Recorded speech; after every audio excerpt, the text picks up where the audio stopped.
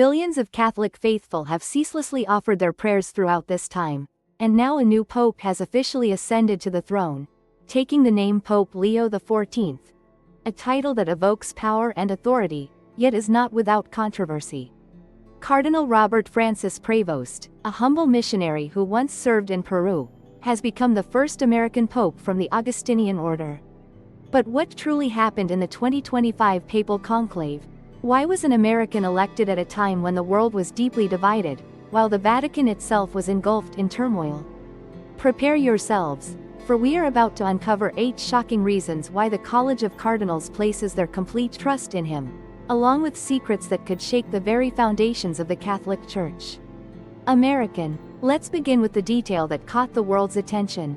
Pope Francis, the first pope with American citizenship, the 14th to hold the title, but don't rush to equate him with the image of a typical American.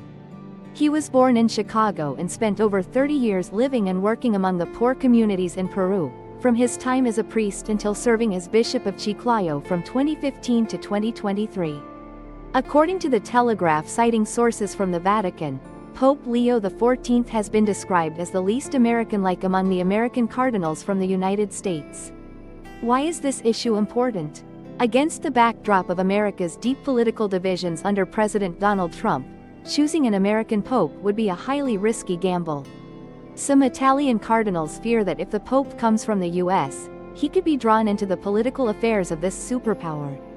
Notably, Trump once joked on Truth Social that he himself would be the most suitable candidate for the position of judge of the Peruvian court. However, Trump quickly changed his attitude right after the 14th Dalai Lama was elected. He posted on Truth Social, "Congratulations to Cardinal Robert Francis Prevost, who has just been appointed as a cardinal. It is an honor to know that you are the first pope with American nationality. This is a great pride and honor for our country. I hope one day to meet Pope Leo XIV.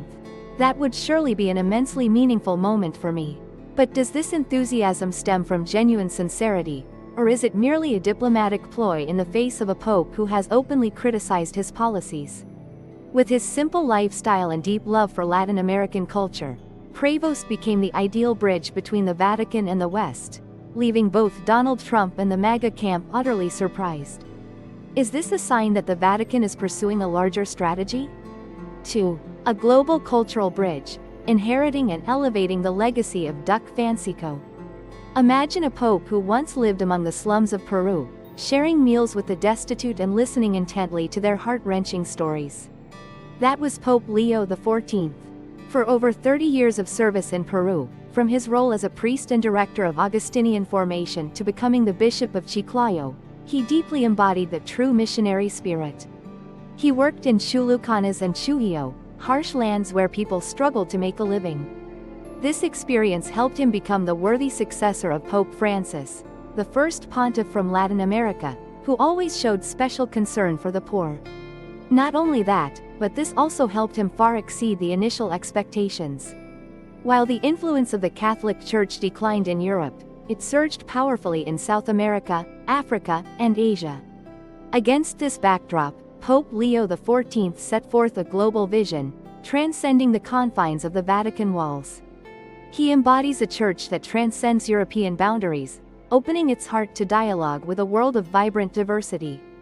But can he inherit Pope Francis's legacy, or will he lead the church into a turbulent new era?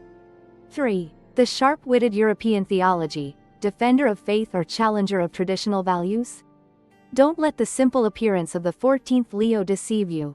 He was an outstanding scholar, earning a doctorate in canon law from the Pontifical University of St. Thomas Aquinas in 1987. His doctoral law, the role of the ancient elders in the local Augustinian order, is not merely a subject of study, but also a declaration of the spirit of leadership within the Church. He taught canon law, patristics, and moral theology in Peru. Prove that you not only master the theory but also know how to apply it in practice. Cardinal Doan was captivated by his sharp theological thinking, orthodox enough to satisfy the conservatives, but still flexible enough to drive innovative approaches. Notably, he did not hesitate to publicly criticize Vice President J.D. Vance on the platform X. When Vance mentioned the concept of ordo amoris, the Order of Love according to St. Augustine.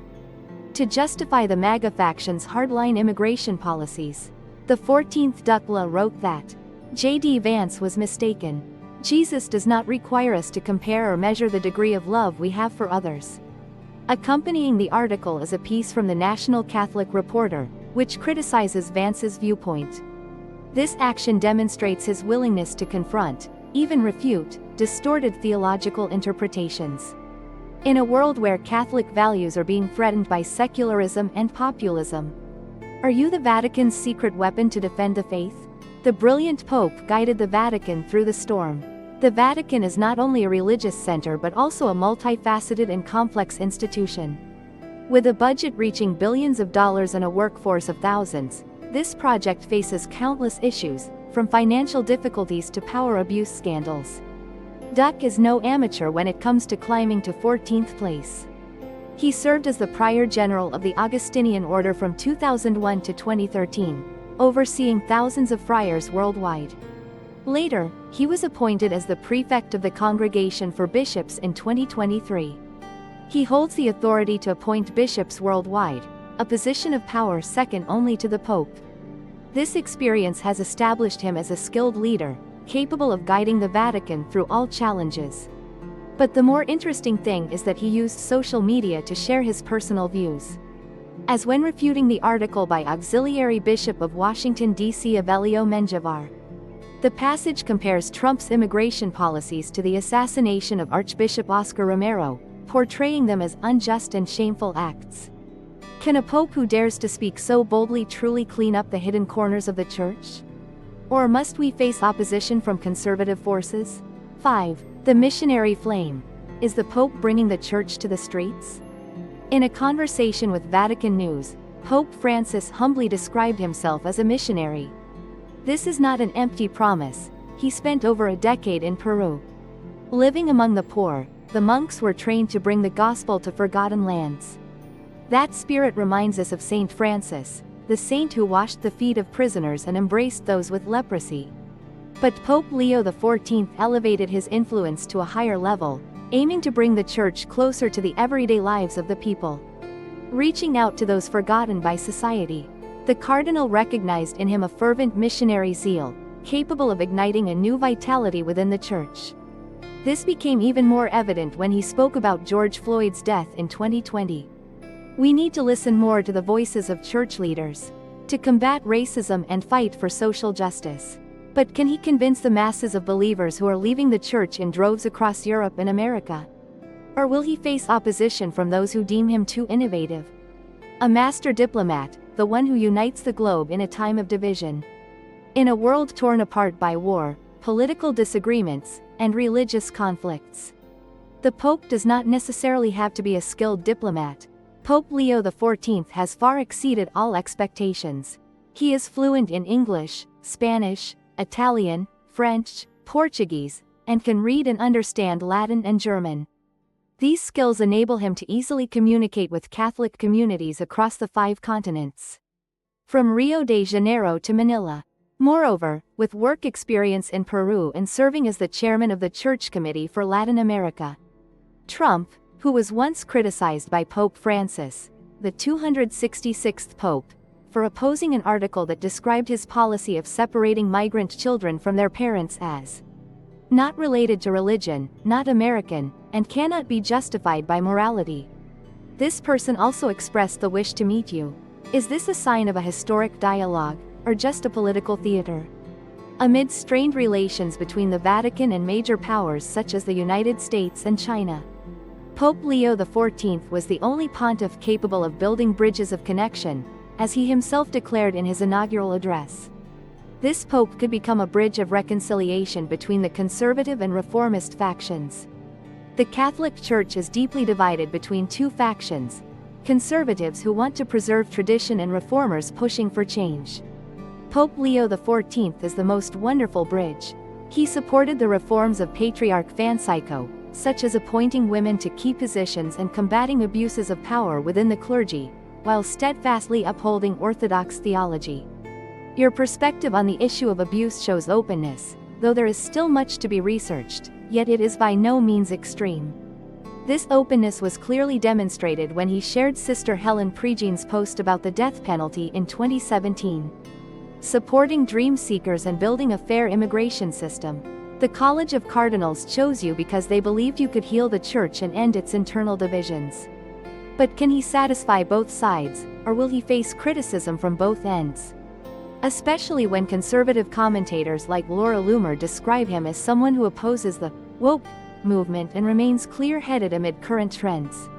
Winning the 14th championship and fostering a vision of unity. This is both a promise and a challenge. Finally, what truly sets the 14th Dalai Lama apart is his unifying vision. In Ilo Uno Unum, inspired by St. Augustine, this is a call for unity in a world full of fractures. Securing the 14th victory, symbolizing the lion, reminiscent of the power of Jesus. The Lion of the tribe of Judah and the great popes such as Leo the Great, the defender of Rome. And Pope Leo XIII, the pontiff who laid the foundation for Catholic social teaching. The message conveyed affirms that he will rule with strength and compassion. In his first speech, he promised to build bridges connecting people with one another and with God. Noteworthy is that he openly expressed opposition to Vance.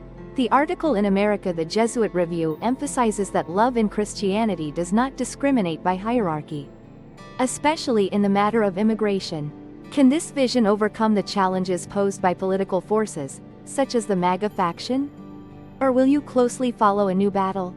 Before becoming Pope, Cardinal Robert Francis Prevost was elevated to the rank of Cardinal in February 2023. At a solemn ceremony held at the Vatican. This event is not only a personal honor but also marks a significant turning point in his career, opening new opportunities for him to shape the future of the Church. The appointment as a cardinal not only reflects the Holy See's recognition of his significant contributions to the mission of serving the Church. At the same time, this also serves as a crucial stepping stone, enabling him to continue guiding the Church through all challenges in his role as the supreme leader. Unlike the majority of other cardinals, he is among the few who were ordained with a profound dedication to teaching and a solid doctrinal foundation. This only heightened people's expectations of his leadership abilities when he was elected pope. In the 2025 consistory, the cardinals entered the assembly hall with a solemn mission to elect the next pope. However, the special aspect of this conclave lies in the moment the cardinals enter the voting venue. They are not merely the ones with the ultimate authority in selecting the Church's leaders. They are also potential candidates who may be elected as church leaders. This creates a circle that is both magical and solemn. And as for Cardinal Robert Francis Prevost, he participated in the conclave as a member. It was he who emerged from there, wearing the crown of failure upon his head. An interesting aspect of this process is that the cardinals do not merely elect the leader of the Church. Sometimes, they themselves become part of history when the conclave's outcome brings about utterly unexpected surprises. Contrary to many people's expectations, Father Prevost, who was initially a priest before becoming a bishop. Cardinal Robert Francis Prevost is the 14th Pope. Not just a surprising choice, you are also a quiet revolution. With extensive years of experience, profound knowledge, seasoned leadership skills, and a long-term strategic vision. He not only inherited the legacy of Father Francis Company, but also ignited hope for a church bold enough to think and act. Step forward and immerse yourself deeper into the world around you. He was the first American missionary to become Pope, who lived among and was deeply connected to the poor in Peru, and was an Augustinian monk.